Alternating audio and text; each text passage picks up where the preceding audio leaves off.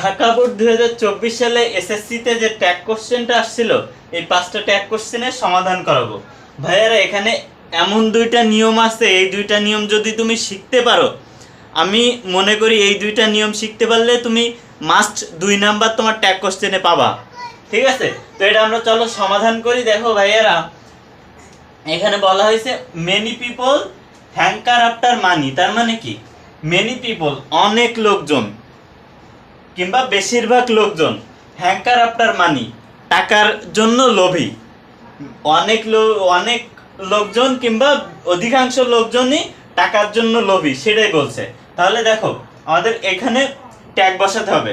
এখন ট্যাগ আমাদের কেমন হবে দেখো, যদি আমাদের যে সেন্টেন্সটা দেওয়া থাকবে ভাইয়েরা, ওই সেন্টেন্সটা যদি অ্যাফার্মেটিভ সেন্টেন্স হয় তাহলে আমার ট্যাগটা হবে নেগেটিভ, অর্থাৎ না বোধক।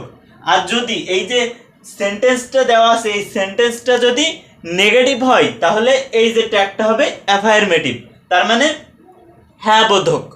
ওকে, তাহলে আমরা এতটুকু জানলাম। এখন আমরা ট্যাগ কোশ্চেনে চলে যাব। দেখো ভাইয়ারা, এখানে বলছে মেনি পিপল, একটু খেয়াল করবা, মেনি পিপল এটা হচ্ছে আমাদের সাবজেক্ট। ওকে, এরপর বলছে হ্যাঙ্কার আফটার মানি, অধিকাংশ লোকজনই টাকার জন্য লোভী। ওকে, তাহলে মেনি পিপল, তারপর বলছে হ্যাঙ্কার।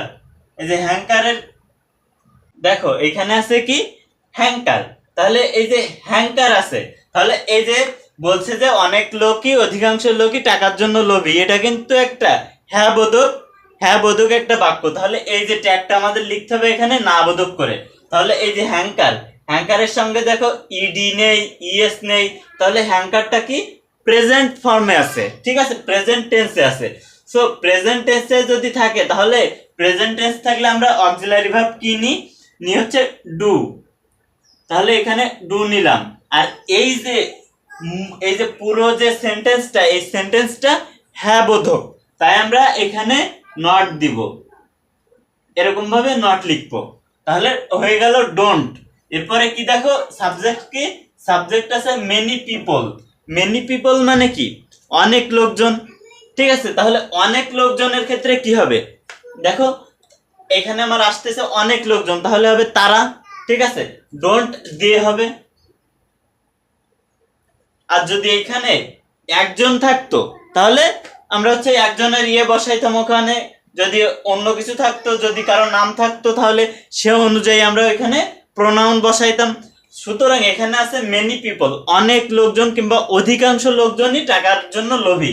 তাহলে এখানে কি আসছে, এই যে হ্যাঙ্কার, এখানে অক্সিলারি ভার্ব, এই যে অক্সিলারি ভার্ব নাই, তাহলে এখানে যে এখানে যে ভার্বটা, এটা হচ্ছে প্রেজেন্ট টেন্সে আছে। সো প্রেজেন্ট টেন্সে থাকলে নিব কি ডু। আর এখানে দেখবো যে এই যে সেন্টেন্সটা অ্যাফার্মেটিভ না নেগেটিভ। অ্যাফার্মেটিভ যেহেতু, সেই জন্য বসাইছি নট। এরপরে এই যে মেনি পিপল অনেক লোকজন, তাহলে বসাইছি দে। ঠিক আছে, এরপরে দেখো বাট, বি নম্বরে বলছে but money is not as valuable as morality. তার মানে বাট কিন্তু মানি টাকা, এই যে মোরালিটি নৈতিকতার মতো ওরকম আছে মূল্যবান না, সেটা বোঝাইতে চাইছে। তাহলে বলছে money is not as valuable as morality. Okay, তাহলে এই যে এখানে আমি মানি লিখতে ভুলে গেছিলাম, মানি।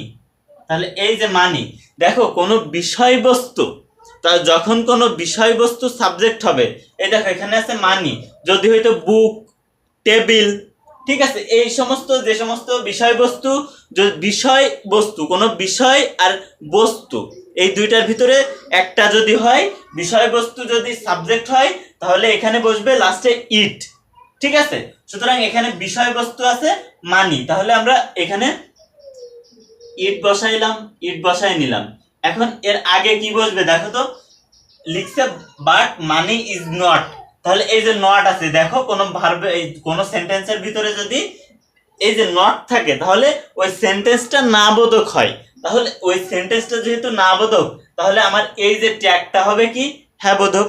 তাহলে এখানে কি আসতেছে দেখো তো, but money is not as valuable as morality. তাহলে এই যে অক্সিলারি ভার্ব আছে না একটা, এই যে অ্যাম ইজ আর, ভাইয়ারা তোমাদেরকে বলি অ্যাম ইজ আর, এই যে ওয়াজ এই যে অক্সিলারি ভার্ব গুলো আছে, এই ভার্ব গুলো যেখানেই দেখবা তুমি সেটা আগে নিয়ে বসিয়ে দিবা। তাহলে এখানে কি আছে?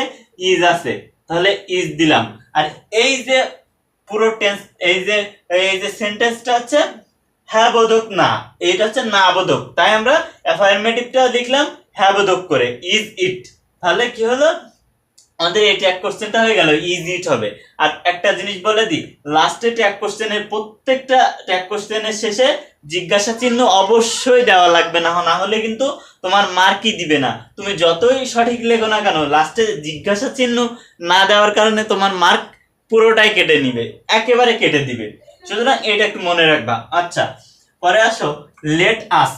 আচ্ছা ভাইয়ারা, এই যে কমন একটা বিষয়, লেট আস অত বেশি কিছু না, লেট আস থাকলে লিখবা শ্যাল উই, ঠিক আছে, শ্যাল উই, আর কিছু লেখার দরকার নেই। লেট আস আছে, এখানে শ্যাল উই বসায় দিব, শ্যাল উই।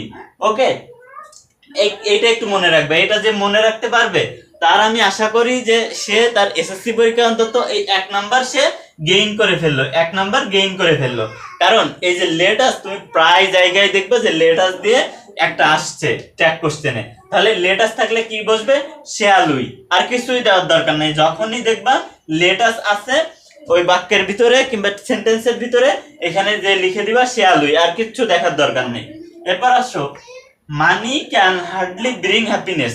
আমি আগেই বলছি, বিষয়বস্তু যখনই সাবজেক্ট হবে তখন এখানে আমরা কি পাতাবো? অবজেক্ট পাতাবো কি? ইট। ওকে, এরপর কি বলছে? Money can hardly bring happiness. দেখো এই যে সেন্টেন্সটা এরকম আসতেছে মানে করলে, money can hardly bring happiness, তার মানে টাকা খুব একটা সুখ বয়ে আনতে পারে না। এই যে হার্ডলি আছে নাবোধক সেন্টেন্স, এই হার্ডলিটা হচ্ছে নাবোধক সেন্টেন্স। দেখো ভাইয়ারা, সেলডম, হার্ডলি, স্কার্সলি, ঠিক আছে, এই যে ইয়েগুলা সেন্টেন্স, এই যে সেন্টেন্সের ভিতরে এগুলা থাকলে লিটিল, ঠিক আছে, এই যে ওয়ার্ডগুলো থাকলে সেন্টেন্সের ভিতরে, ওই সেন্টেন্সটা তোমরা বুঝে নিবা এটা নাবোধক সেন্টেন্স, ঠিক আছে, নাবোধক সেন্টেন্স বুঝে নিবা। তাহলে এখানে হার্ডলি আছে, তাহলে এই যে সেন্টেন্সটা পুরো সেন্টেন্সটাই নাবোধক, কারণ এখানে মানে করলে আসতেছে টাকা খুব একটা সুখ বয়ে আনতে পারে না। তাহলে নাবোধক যেহেতু, তাহলে আমাদের এখানে নট দেওয়া যাবে না।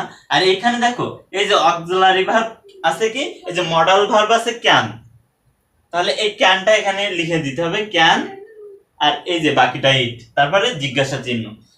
এই যে অক্সিলারি ভার্ব এবং মডাল ভার্ব যেগুলো আছে, modal verb can, could, may, might, shall, should, will, would, ঠিক আছে, মাস্ট, এই যেগুলো আছে এইগুলো থাকলে ওইটাই বসাই দিবা, দিয়ে হচ্ছে পরে হচ্ছে এই যে বিষয়বস্তু যদি সাবজেক্ট থাকে তাহলে তার জন্য বসবে ইট। ওকে, এরপরে আসি, so we should never grid for money.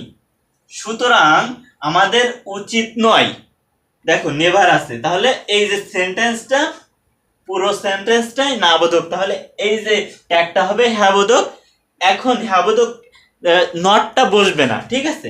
সুতরাং এখানে বলছে we should never grid for money, সুতরাং আমাদের টাকার জন্য খুব একটা লোভ থাকা উচিত নয়।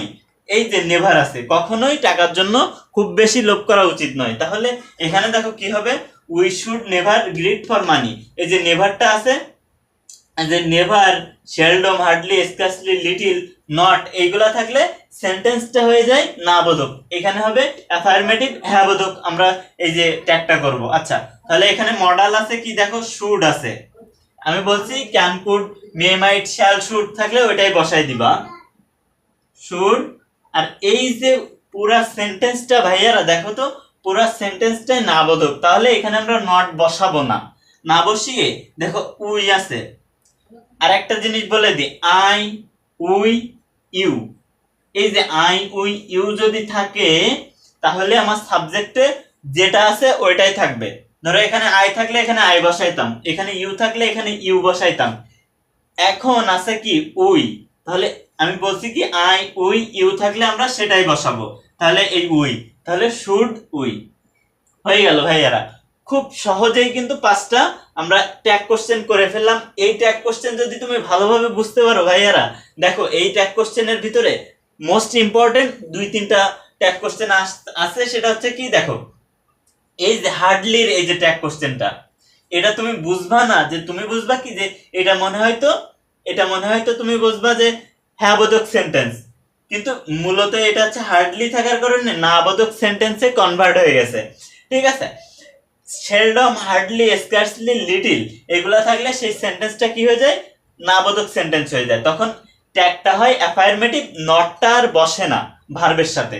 ওকে, দেখো এই যে একটা তুমি যদি এই লেটাস থাকলে শেয়াল উই, এটা যদি তোমার মাথায় গেঁথে নিতে পারো ভাইয়ারা, তাহলে তোমার 1 মার্ক তুমি অর্জন করে ফেলেছো তোমার এসএসসি পরীক্ষায়, এটা তুমি মাথায় গেঁথে নিবা। ওকে, আর একটা আছে এর ভিতরে, দেখো এই যে হার্ডলি একটা লেটাস, এই দুইটা মোস্ট ইম্পর্টেন্ট। ঠিক আছে, তো তোমরা সবগুলাই শিখে রাখো। আর পরবর্তী ভিডিওতে আমি অন্য আরেকটা বোর্ডে ট্যাগ কোশ্চেন সলিউশন করে তোমাদেরকে বুঝিয়ে দিব। আর এই যে বোর্ড কোশ্চেন গুলো সলিউশন করলে ভাইয়ারা তোমাদের জন্য খুবই উপকার হবে, কারণ এইগুলো কিন্তু তুমি যদি বুঝতে পারো, এইগুলো যদি তোমাকে শেখানো হয়, তাহলে ভাইয়ারা তোমরা যদি বোর্ড কোশ্চেন সলিউশন ঠিক মতো বোঝো, তাহলে যে মাত্রই তোমার এসএসসি পরীক্ষার খাতাতে তুমি লিখবা, প্রশ্ন পাওয়ার সাথে সাথে কিন্তু তুমি বুঝে ফেলবা যে কোন প্যাটার্নে প্রশ্ন আসছে, আমার কি কি করতে হবে। ঠিক আছে, তো ট্যাগ কোশ্চেন একেবারে সোজা, এগুলো কোনো বিষয়ই না। সুতরাং সামনের ভিডিওতে আমি তোমাদের আজকে দেখাইলাম ঢাকা বোর্ড, অন্য আরেকটা বোর্ডে অবশ্যই দেখিয়ে দিব। ঠিক আছে।